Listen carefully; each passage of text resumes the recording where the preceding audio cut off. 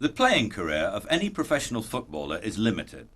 If he lasts 20 years in the game, he's doing extremely well, but the average is much lower. So what happens to the heroes of our number one national sport after they've laced their boots up for the last time? Some soldier on playing in the lower divisions or part-time until that too becomes too much of a strain. Some move into the administration or coaching side of the game. A few join the media to add their comments to a seemingly insatiable appetite the public have for football discussion and commentary. However, the vast majority quit the game for good.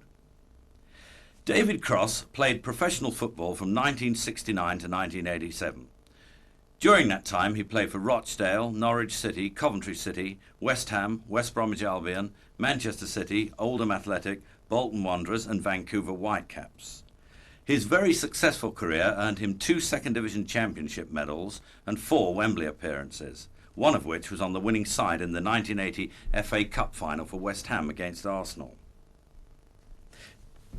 David, I first became aware of you as a professional footballer back in 1973 when you appeared in the press during the build-up for the League Cup final of that year, wearing glasses and a false bald wig. Would you say that type of thing was typical of professional footballers? I don't know whether it's typical of professional footballers, Nigel. I think it was more typical of the press at the time because what the press used to try to do if there was ever a big game going on was just latch on to something that was topical at the time. And I remember Monty Fresco, who was the Daily Mirror's main sports photographer in the early 70s, he brought this bald wig in and really wanted a player to put it on and do something stupid for a photograph. And I think I was a kid at the time, about 20, 21, and I was the one stupid enough to put it on. No, you mean the others wouldn't do it? I can't remember, but I probably just wanted to do it, and I grabbed it and put the wig on and had my photograph taken. I think it was maybe because at that time I'd never had much publicity, and I thought it might give my parents and people back home a bit of a...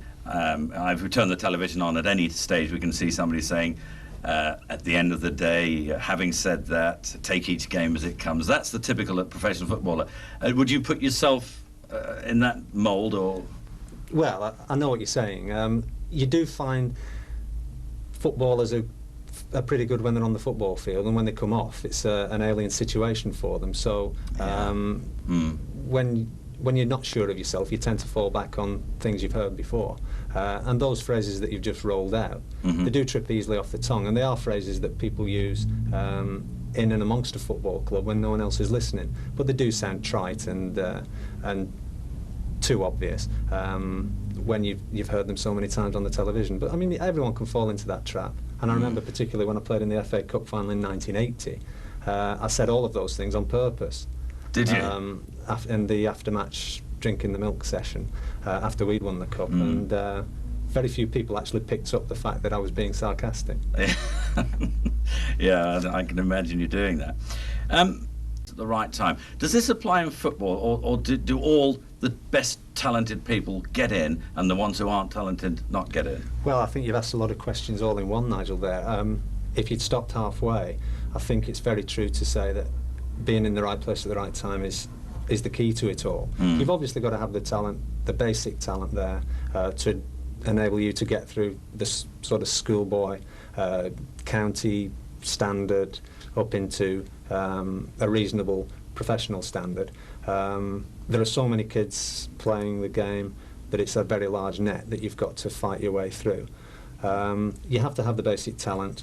Once you get in there, and I remember particularly being at my first club, Rochdale, and not being the best player that Rochdale had on the books by any means, but I just had something that one particular club was looking for at the time, and that was Norwich City. And Norwich City needed a centre forward, a big lad who could score goals. I just happened to appeal to the manager at the time, Ron Saunders, and they bought me, and that was a lucky break for me, because Norwich were at that time in the second division, and after 6 months were promoted into the first. So my transition from the third division to the first was with a group of people doing the same, making the same transition. And it wasn't just me leaping from the third straight into the first. I had 6 months sort of battling my way through. So being in the right place at the right time is, I would say, probably the key to it all. But you do have to have the basic talent. You just mentioned slipping through the net. Do many really talented players slip through the net and just end up being completely undiscovered? No, I don't think so, Nigel. I mean, there are people wherever you go who say things like, I could have been a player, but I went to such and such a club when I was a kid and I didn't really like the training, and the manager didn't like me, and I couldn't make it, and I wasn't all that keen, and I wanted to do something else. Otherwise, I could have been a player.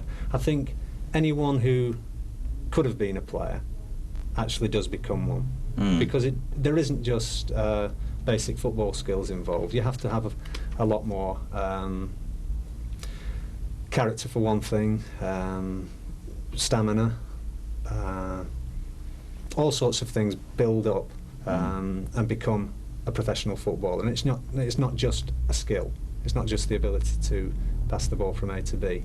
A lot of very talented kids go to football clubs when they're 15, 16, and they find that all of a sudden, after being probably the best player in their little squad or their school team or their pub team, all of a sudden they're not the big fish in the small pool anymore. And they're mixing with, for the first time, with people who are as good as them and sometimes better, and they can't handle it. And I think those are the ones who, if they're not willing to stick with that and grit the teeth and get through it, they're the ones who drift away from the game and sometimes find in the 30s that they're a little bit bitter, that perhaps they're disappointed in themselves that they didn't have what it took to stay with it.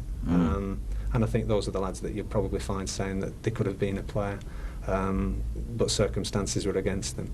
I think these days, with the financial rewards that are in the game, very few people who could have been footballers are not persevered with. Because if you look at the simple economics, for one player to come through from the ranks, from the schoolboy level, right the way through the club into the first team, that might save the club £1 million these days. Yeah. So they're obviously going to have scouting networks and scouting systems that cover vast areas.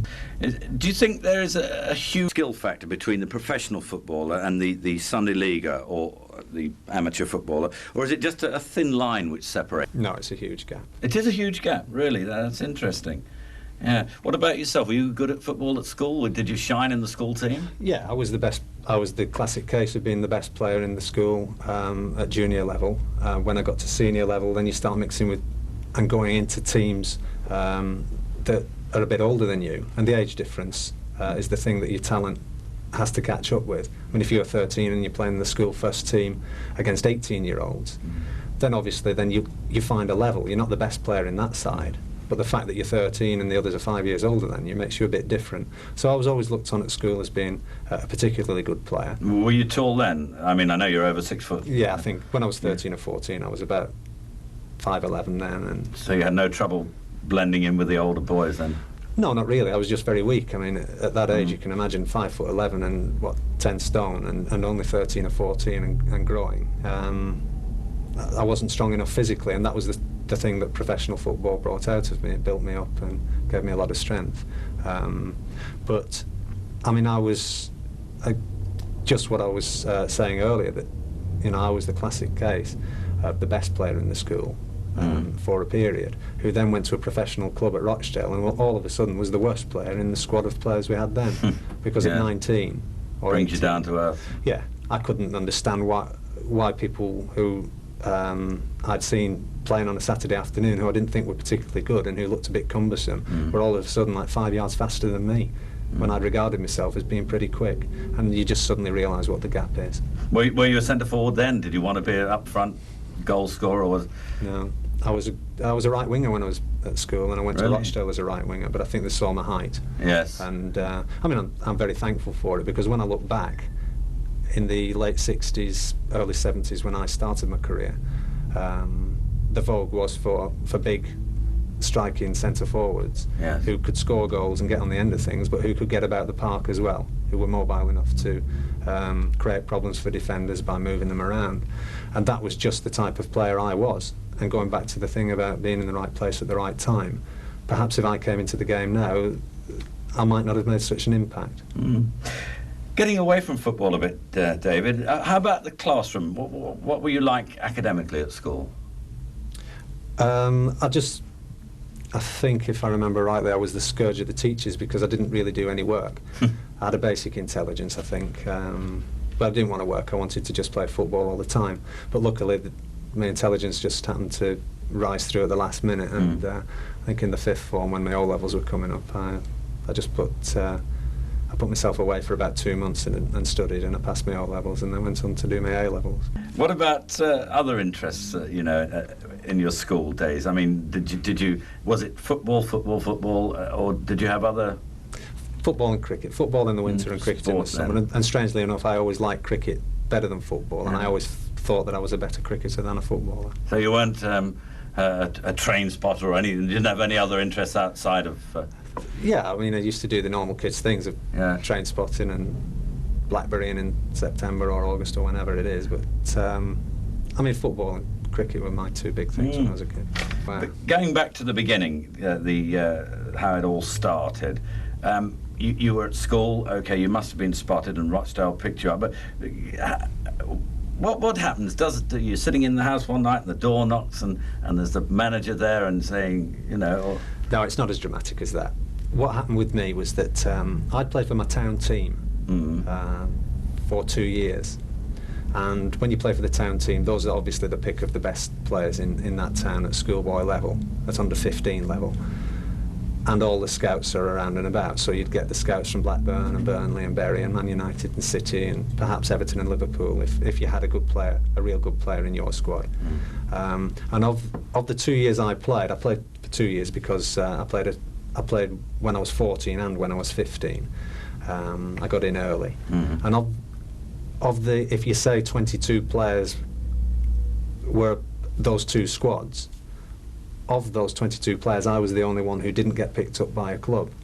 All the others went to the local football clubs to train with them, and I was the only one who didn't get picked up. And eventually, a pal of mine was training with Rochdale, and he just said, the trainer at Rochdale's heard your name and said if you fancied coming up training one Tuesday, you could come up. So I said, well, fair enough, I'll come up. You always could say you got in the back door then. Well, exactly, yes, but later on it transpired that I was, of those 22 players, of the 2 years of schoolboy town team levels, I was the only one who became a professional footballer. So I think I perhaps developed a little bit late. There's a story about you that I've heard through the grapevine about scoring from the kick-off. Was that in Rochdale or was it before Rochdale, where the goalkeeper apparently was putting his hat? I played. As I signed for Rochdale, I was part-timer for 6 months, and I was working in insurance. And our company had a game against the Bolton branch of the same company. And we had a game, and obviously they wanted me to play because they thought I was going to be handy. And I noticed the goalkeeper from the kick-off just putting his hat in the back, or his gloves in the back of the net. So I just said, pass to me and I'll score. So, so right, and the goalkeeper hadn't even seen it, had he? So it is a true story. Yes, it's a pity that sort of thing isn't on video. But anyway, coming more to your successful days, we talked a bit about your early days, and I mean a lot of it's history. You went from Rochdale, you got spotted, you went to Norwich and then to Coventry City. But one would imagine that the highlight of your career must have been the FA Cup final when you were with West Ham. Is this so? For one single game, it was the most memorable for me. It probably wasn't the highlight of my career, but I think you've got to bear in mind that for most of my football career, I was single. And the games themselves, you tend to just take one by one, and you just play in them. You're happy to be picked next week, and if you pick for that game, you hope you score and you hope the team do well, and then you hope you're selected next week because your wage packet depends on it. And you go through I virtually went through my career like that, just enjoying my Saturdays and enjoying training. The FA Cup final I particularly remember, not because I played well in it, because I didn't play well. The structure of our side that day left me on my own up front in an unusual formation, but it was perhaps that won us the cup, because the element of surprise that John Lyall had brought about just took Arsenal unawares. And I was happy to get my FA Cup winners medal, obviously. But the main thing I can remember about that particular game was that all my family came down from Bury in Lancashire. They all came and sat in the stand and watched the FA Cup final that I played in. And I think I could say, without asking them, that they had the best weekend of their lives. And that's what is important to me about that game. Yeah, I appreciate that. It meant so much to so many other people. To me, it was just another game, and it was obviously the highlight of a number of games that particular season. But I remember it particularly for that reason, not because I played well or because I scored any goals in it or anything like that. Were they your happiest playing days at West Ham, or? Yes, I think so. I think we're all selfish, and you tend to remember the times when you particularly did well as the happiest. And going back to the thing about being in the right place at the right time, West Ham had always been a very cultured footballing side who perhaps lacked a cutting edge, and maybe I took the necessary brawn down there with me, and I was a final piece in a jigsaw that John Lyall had set about making, because he had plenty of creative players. He didn't have a lot of people who were good at sticking the ball in the back of the net. And I went down and I weighed it up fairly quickly, that the best plan was to give it to the likes of Brooklyn and Devonshire and just get into the box, because they'd deliver it to me if I could get a yard of space to work for myself. And I scored a lot of goals down there, and for one of the few times in my career I became popular with the crowd. And I would regard that as the happiest time of my career. All the glamour and the fame that you had during your time in football, do you miss it? No, because that was never too important to me. Like I said earlier, I enjoyed the day-to-day life of being a footballer. I enjoyed getting up in the morning and knowing that at 10:15 we'd be out training, because I physically enjoyed training. I enjoyed the fresh air. I enjoyed meeting, a gang of 22 blokes who you'd have a laugh and a joke with, and a game of football with, because basically that's all you do. You go and have a game of football every morning if you're a footballer. And that's the little bit that everybody else sees and thinks that, that they wish they could do that. And I like that part of it. I didn't particularly like being on television or people being aware of what you could do, or perhaps being public property. I resented that slightly, perhaps because I was young. I mean, I realise now that I had a duty to the people who paid my wages, that if I was in the pub having a drink on a Wednesday night, people were entitled to say, come on, we've got a game on Saturday, and I'm going to spend a tenner to take my little lad to watch you, so I don't want you, I want you at the peak of your fitness. So, I mean, I think that's fair enough, and I can see that now. At the time I resented it, but I didn't really like the public image side of it, so I don't miss the glamour at all, no. But I do miss being a footballer. So, what about the crucial question, Dave? What are you doing today? I work for myself, Nigel. I'm self-employed. I work for a financial management group, and basically dealing in pensions and mortgages and life insurance and investments, that type of thing. Do you would you have liked to stay in the game at some level, or? Yes, I think I would. Anyone who's been a professional footballer and got used to the life for 19 years would love to stay in the game, and I think you're always better doing something that you know. And I think I knew the game. I got to know the game over the time I played. I think I could coach, and I've got my coaching qualifications. But what I didn't want to do was start again. I'd reached a reasonable level of success and lifestyle throughout my playing career, and I didn't really want to start again and have to go down south and be a 4th Division reserve team trainer. Oh, I see, yeah. Down somewhere on the south coast. I felt that my priority, once I'd got into my 30s and started to have children, was to look after my kids. And I didn't want them dragged around from school to school, following their dad around from one football club to the other. And I've just felt that once I'd got... my little boy was born in 1983, and once he was born, I wanted to get him in a good school, and I wanted him to have the stability that a lot of other footballers' kids didn't have. So I'm quite happy doing what I do, and I live at home. I live a couple of miles away from my family, and my wife's family from the same town as me as well. So when when you finish the game, so you just talked about becoming a fourth division coach somewhere. One always tends to think of the people who've played, who stay in the game. You see them as manager or in a first division club, but of course we tend to forget that they all have to start somewhere in management. And the way you said it, did doors open as soon as you finished playing? Do people say, right, Dave, can you come and be the second team coach for Aldershot or whatever? Or... No, I don't think it works like that.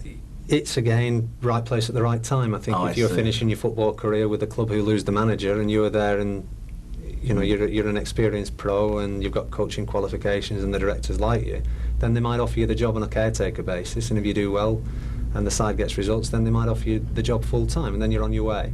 So the player doesn't actually go and look for the job; it's the job that comes to the player. Well, it's 6 and 2 3s. I think you can go and look for it, or you can wait to be approached. That doesn't matter. But once I'd gone abroad twice. I went to America to play towards the end of my career, and I had a final year in Cyprus. So I was really out of the frame as far as coaching jobs were concerned.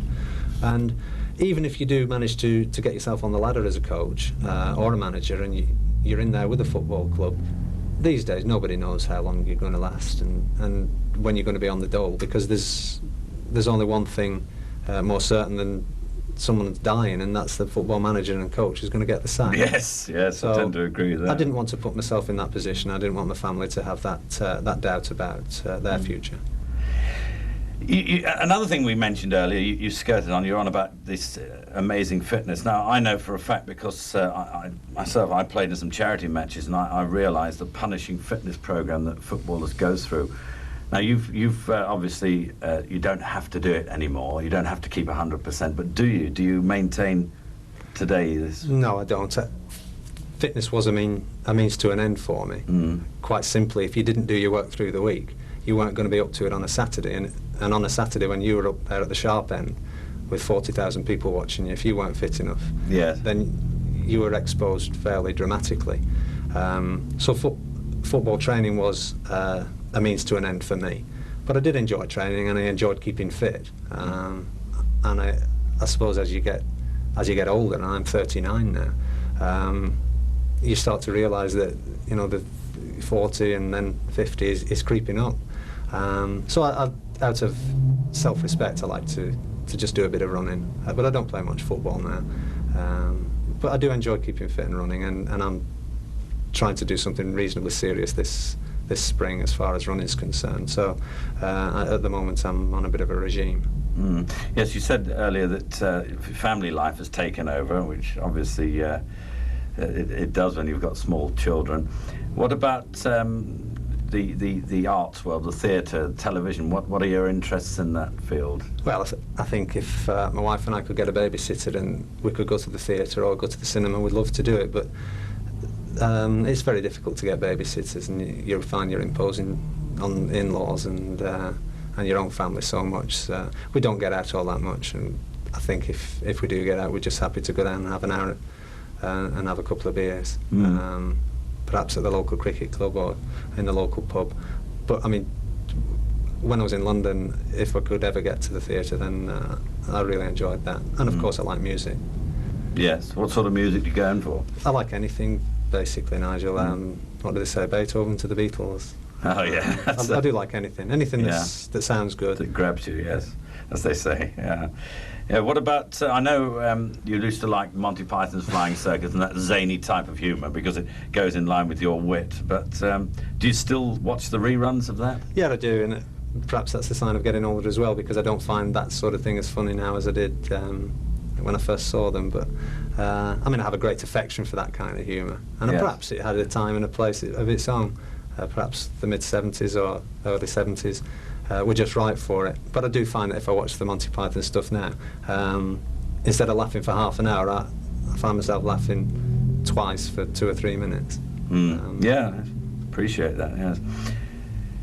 David, if you had your time over again, would you change anything? It's a hard question, Nigel. I wouldn't like to think I was going into the game knowing that what was ahead of me. I'm glad I went into it not knowing what it was going to be like, because it is hard. It is hard. It's a hard way to earn your living. make no bones about it. I think the fact that you just see something like I did when I was 16, which was a way to earn a living, doing something that you enjoyed, and that's as far as you could see at that time, then that's going to be enough. I wouldn't like to think, starting now, that I would have 18 or 19 years and have the lucky breaks that I had over the 18 or 19 years of my career, because I don't think I could be that lucky twice. So I think I'm just happy to have played something that I love for that length of time, been reasonably successful and come out of it like reasonably fit and without too many painful injuries. And how do you see the next 10 years, 10, 15 years? I really don't know. You don't know what's around the corner, but perhaps if my own business continues to flourish, I think I would like to retire early and do a lot of things that I wasn't able to do when I played football, such as travel. The limitations on your time when you play football are very tight, because of course you've only got perhaps 6 weeks of the year in which you can do a bit of travelling and go on your holidays, and those 6 weeks of the year are usually all of the month of May and perhaps June and a couple of weeks in July if you're lucky.